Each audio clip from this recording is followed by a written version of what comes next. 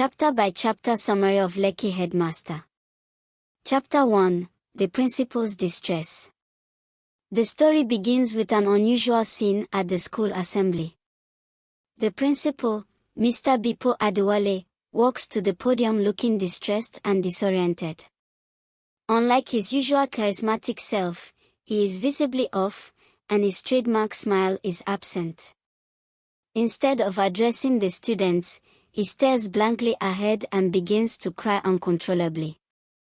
His attempts to speak fail, and he becomes so overwhelmed with emotion that he hides his face in his hands. The vice principal, Mrs. Grace Ape, is the first to approach him, asking what is wrong, but the principal does not respond. Teachers and staff try to comfort him, but he remains inconsolable.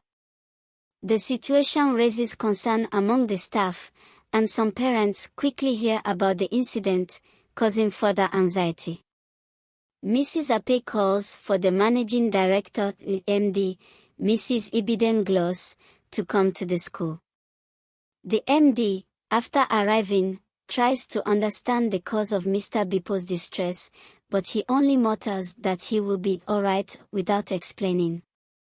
Despite attempts by his colleagues to support him, the principal remains overwhelmed by his emotions, causing even more speculation among staff and parents. The chapter reveals that the school had recently lowered its boarding fees, which led to an increase in student enrollment, and the principal's absence from the assembly is a stark contrast to his usual energetic presence. The chapter ends with a sense of mystery surrounding Mr. Bipo's emotional breakdown. Chapter 2,